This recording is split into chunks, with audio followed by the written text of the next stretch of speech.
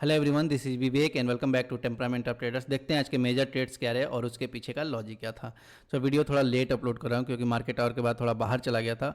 और यहाँ पे देखेंगे, समझने की थोड़ा कोशिश करते हैं कि कैसे पिछले 2 दिन में साइकोलॉजी यहाँ पे इम्पैक्ट हुआ है और जो प्रीवियस डे पे लॉस हुआ था एक बड़ा सा, वो आज के दिन कैसे इम्पैक्ट किया मार्केट में, वो थोड़ा समझने की कोशिश करते हैं।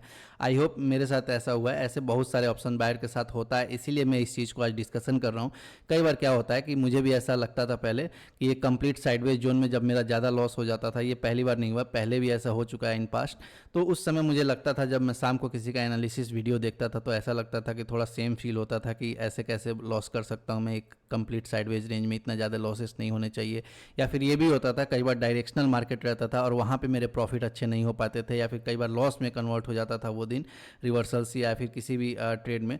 तो वहाँ पे क्या होता है कि कई बार आपको शाम को रिग्रेट फील होने लगता है जब किसी और का आप एनालिसिस सुनते हो और वहाँ देखते हो कि यहाँ पे आज तो बहुत अच्छा दिन था, लेकिन आप वहाँ पे लॉस करके बैठे हो या फिर प्रॉफिट नहीं कर पाए हो। तो थोड़ा सेल्फ डाउट भी आ जाता है कि अभी मुझे करना चाहिए ट्रेडिंग की नहीं, क्योंकि आप सोचते हो कि इतने अच्छे मार्केट में अगर मैं पैसे नहीं कमा पा रहा हूँ तो फिर कैसे कमा पाऊंगा, या फिर इतने सिंपल डेज में अगर मेरे ज़्यादा लॉसेस हो जा रहे हैं तो मैं कैसे सर्वाइव कर पाऊंगा। ये सारे थॉट्स आते हैं और ये सारे बिगिनर्स के साथ मेरे ख्याल से ऐसा होता होगा। इसीलिए मैं इस चीज़ को डिस्कशन कर रहा हूँ कि आप एक चीज़ समझ लीजिए, कोई भी इसमें सेमफुल फील करने की बात नहीं है।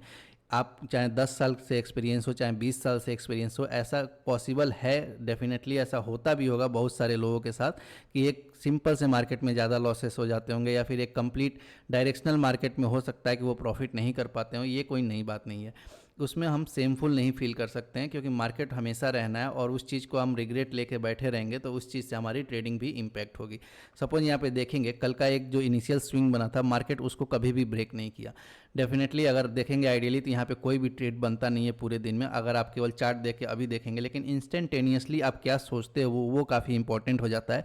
और वहाँ पे कई बार ये दिमाग में आया कि यहाँ पे हो सकता है कि कंसोलिडेशन के बाद से कई बार मार्केट ब्रेक करने की कोशिश कर रहा है, एक प्राइस एक्शन कई बार क्रिएट हो रहा है और वहाँ पे आप कई बार एंट्री ले लेते हो जिसके वजह से लॉसेस एक्सीड कर जाते हैं। तो यहाँ पे कोई सेमफुल फील करने की ज़रूरत नहीं है। यहाँ पे हो सकता है कि एक कंप्लीट साइडवेज जोन में आपका लॉसेस हो जाए, या फिर जहाँ पे ज़्यादा लॉसेस नहीं होने चाहिए ऑप्शन बाइंग में, वहाँ भी हो जाता है कई बार। मार्केट आवर में आप इंस्टेंटेनियस डिसीजन लेते हो और ऐसा कई बार हो सकता है कि ऐसे लॉसेस एक्सीड कर जाए या फिर ऐसे लॉसेस हो जाए जहाँ पे आप एक्सपेक्ट नहीं कर रहे हो, या फिर आफ्टर मार्केट आवर जब उसका एनालिसिस करोगे तो आप देखोगे कि वहाँ पे ट्रेड नहीं बन रहा था, फिर भी आप ट्रेड ले लिए। तो इंस्टेंटेनियस दिमाग में उस समय कुछ चलता है, तो वो चीज़ें पॉसिबल हैं और इस चीज़ की हमें ज़्यादा रिग्रेट नहीं करनी चाहिए। मार्केट हमेशा रहने वाला है और हमें आगे ध्यान देना होगा कि हमें ऐसे मिस्टेक्स कम हो, या फिर हो सकता है कि जो फ्रीक्वेंसी है उसको कम किया जा सकता है। तो उस पर हमें फोकस करना चाहिए। उस चीज़ पे अगर हम रिग्रेट करेंगे कि ऐसे मार्केट में मैं कैसे लॉस कर सकता हूँ, तो फिर वो आगे वाले दिनों में भी इम्पैक्ट करते हैं। अब क्या होता है, कई बार जब बड़े लॉसेस हो जाते हैं उसके बाद से क्या होता है कि आप कई बार ओवर एग्रेसिव हो जाते हो कि उस लॉस को रिकवर करने के लिए। और ऐसा मेरे साथ भी होता था पहले, बहुत बार ऐसा हुआ है कि मैं ओवर एग्रेसिव चला जाता था जब भी एक बड़ा लॉस होता था और कोशिश करता था कि मार्केट में वो चीज़ रिकवर कर लूँ। अब इसमें दो चीज़ पॉसिबिलिटी आ जाती है। हो सकता है अगले दिन मार्केट बहुत अच्छा हो, उसमें क्या होता है कि आपके फिर एग्रेसिव जाने में आपके प्रॉफिट हो जाते हैं, और हो सकता है कि पिछले जो लॉस किए हैं आप बड़े लॉस, वो रिकवर हो जाएं।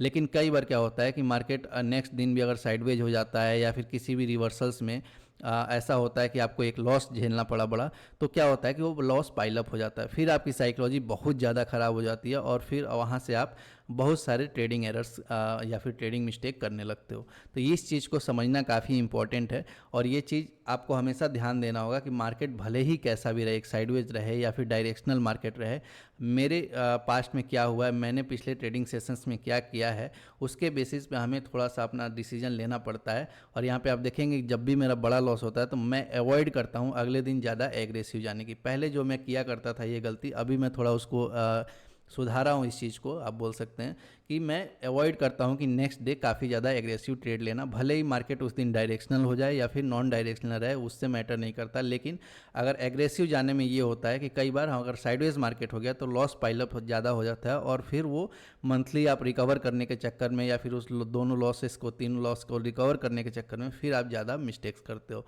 तो यहाँ पे मैं आप देखेंगे कि यहाँ पे आज के दिन एक अच्छा डायरेक्शनल मार्केट मूव भी मिला था, यहाँ पे एक अच्छा ब्रेकआउट भी मिला था। जो प्रीवियस एक सेलिंग स्विंग बना मॉर्निंग आवर में, उसको मार्केट ने ब्रेक किया था और एक अच्छा बाइंग स्विंग क्रिएट किया। यहाँ पे एक देखेंगे डायरेक्शनली बाइंग यहाँ पे आया था।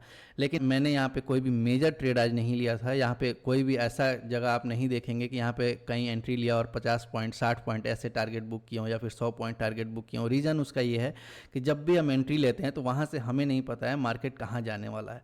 अब ये चीज़ आपके दिमाग में रहता है कि आपके प्रीवियस लॉसेस भी हुए हैं, तो यहाँ पे आप या तो मार्केट में बहुत ज़्यादा देर तक रुक सकते हो, होल्ड कर सकते हो ये सोच के कि मेरे लॉसेस रिकवर हो जाएं, या फिर आप थोड़ा सा डिफेंसिव अप्रोच ले सकते हैं कि यहाँ पे जैसे मुझे 25-30 पॉइंट मिले या फिर छोटे छोटे टारगेट्स मिले उसको मैं बुक करते हुए चलूँगा, ताकि मुझे अगर रिवर्सल्स होता है तो वहाँ पे मुझे लॉसेस नहीं लेना पड़े। इंपॉर्टेंट क्या होता है कि जब भी एक बड़ा लॉस होता है तो अवॉइड करना चाहिए कि उसके अगले दिन फिर सक्सेसिव लॉसेस ना हो या फिर बड़े लॉसेस ना हो, जिसके वजह से हमारे साइकोलॉजी और आने वाले दिनों में ख़राब होने लगे। तो वो काफ़ी इंपॉर्टेंट हो जाता है। और आप देखेंगे यहाँ पे मैं अभी वही चीज़ पे फोकस करता हूँ कि जब भी एक बड़ा लॉस हो जाए तो आने वाले दिनों में थोड़ा 2-3 ट्रेडिंग सेशन में आप भले ही मार्केट डायरेक्शनल हो या फिर नॉन डायरेक्शनल हो, थोड़ा सा डिफेंसिव अप्रोच में जाए ताकि आपका थोड़ा माइंडसेट सही हो पाए, और उसके बाद अगर कोई अच्छा ट्रेड मिलता है 2-3 दिन के बाद, 2-3 ट्रेडिंग सेशन के बाद, देन वहाँ पे आप एग्रेसिव जा सकते हो, या फिर आपको क्लियरली कोई मूव दिखे वहाँ पे रुक सकते हो। इसीलिए आज देखेंगे कि कोई भी मेरा मेजर ट्रेड नहीं रहा, जो छोटे छोटे स्कैल्पिंग रहे उसी से मैंने प्रॉफिट आज गैदर किया। आप देखेंगे जो मैंने टारगेट लिया था वो केवल 15 पॉइंट 20 पॉइंट के छोटे छोटे टारगेट्स लिए थे। इसके वजह से आप देखेंगे बहुत सारे ट्रेड तो होंगे लेकिन कोई भी एक मेजर बड़ा प्रॉफिट नहीं दिखेगा आपको इसमें, और इसीलिए आज देखेंगे कि अगर कोई मेजर बड़ा प्रॉफिट रहता तो हो सकता था वो लॉस रिकवर हो जाता, लेकिन किसी को नहीं पता रहता है एंट्री के टाइम पे कि वो ट्रेड आपका सही होने वाला है या गलत होने वाला है, कितना जाने वाला है। इसके वजह से कई बार क्या होता है हमें वो लॉस में भी कन्वर्ट करना पड़ता है। तो यहाँ पे जैसे हम कोशिश करते हैं कि जब भी एक बड़ा लॉस हो जाए तो छोटे छोटे प्रॉफिट्स गैदर करें और उसको धीरे धीरे रिकवर करने की कोशिश करें, ताकि हमारा साइकोलॉजी ख़राब ना हो अगर लॉसेस भी होते हैं। तो यहाँ पे अगर छोटे टारगेट्स रहेंगे, छोटे लॉसेस रहेंगे, तो यहाँ पे हम मैनेज कर सकते हैं आने वाले ट्रेडिंग सेशन में। लेकिन अगर सक्सेसिवली ज़्यादा लॉसेस हो जाए तो उस चीज़ को मैनेज करना हमारे लिए काफ़ी डिफिकल्ट हो जाएगा। इसलिए यहाँ पे आज 46,000 के आसपास प्रॉफिट हुआ, हो सकता था या फिर कहीं रुके रहते तो हो सकता था आज के दिन बहुत ही अच्छा प्रॉफिट हो सकता था। लेकिन जब भी हमें मार्केट में ये नहीं सोचना है कभी भी कि मार्केट आज ही के दिन बस डायरेक्शनल है, इसके बाद से कभी डायरेक्शनल नहीं हो सकता। हमें अपने प्रीवियस रिकॉर्ड्स को देखना होगा, अपने प्रीवियस पीएनएल्स को देखना होगा कि हम कैसे परफॉर्म किए हैं, मंथली कैसे परफॉर्म किए हैं, उसके बेसिस पे आपको जज करना होगा कि आपको ट्रेड कैसे लेना है और कहाँ पे कितना टारगेट लेना है। क्योंकि यहाँ पे आप देखेंगे कि कल एक बड़ा लॉस हुआ था और उसके बाद से यहाँ पे मैंने अवॉइड करने की कोशिश की यहाँ पे कि आज के दिन लॉस ना हो, भले छोटे छोटे प्रॉफिट्स ही हों, लेकिन हम बड़े टारगेट्स के लिए आज नहीं जाएंगे। और इसके वजह से आप देखेंगे कि डिस्क्रीट यहाँ पे प्रॉफिट्स हुए होंगे छोटे छोटे। तो ये काफ़ी इंपॉर्टेंट हो जाता है आप कैसे मार्केट में अप्रोच करते हैं। मैं ये नहीं बोल रहा हूँ कि ये बहुत ही परफेक्ट मेथड है, लेकिन ये एक मेरा मेथड है जो मैं यूज़ करता हूँ, इसलिए मैं आपको ये चीज़ बताया कि कई बार वो सक्सेसिव लॉसेस से बचने के लिए थोड़ा सा डिफेंसिव अप्रोच पे आ जाना चाहिए अगर बड़े लॉसेस हो जाएं तो। हाँ, एक और चीज़ ये रहता है कि आप कभी भी इस चीज़ से रिग्रेट मत करिए कि आपके साइडवेज मार्केट में लॉस हो जाए। ये चीज़ मुझे पहले होता था लेकिन अभी ऐसा नहीं होता है। ये मैं नहीं फील करता हूँ कि यहाँ पे मार्केट में तो लॉस नहीं होना चाहिए था, लेकिन कैसे इतना बड़ा लॉस हो गया। मार्केट कैसा भी हो सकता है, मार्केट हो सकता है कि इससे ख़राब मार्केट में भी मेरे बेटर प्रॉफिट्स आ जाए, तो वो चीज़ पॉसिबल है। ऑप्शन बाइंग में केवल 50 या 60 पॉइंट के ही टारगेट्स और ये जो एसएल्स होते हैं वो काफ़ी मैटर कर जाते हैं। सपोज किसी 100 पॉइंट के कैंडल में आप देखेंगे यहाँ पे आपका अगर बॉटम में एंट्री हो गया तो वो 100 पॉइंट आपके लिए यहाँ पे परफेक्ट एक टारगेट बन जाएगा। लेकिन सपोज यहाँ पे किसी कहीं भी आप टॉप में एंट्री ले लिए तो वो आपका 100 पॉइंट रिवर्सल में अगर आ गया तो एक बैड यहाँ पे ट्रेड बन गया, इररेस्पेक्टिव ऑफ मार्केट की मार्केट यहाँ से यहाँ डायरेक्शनल चला गया। तो ऑप्शन बाइंग में एक ट्रेड या फिर एक कैंडल सफिशिएंट होता है आपको एक अच्छा प्रॉफिट या फिर बड़ा लॉस देने के लिए।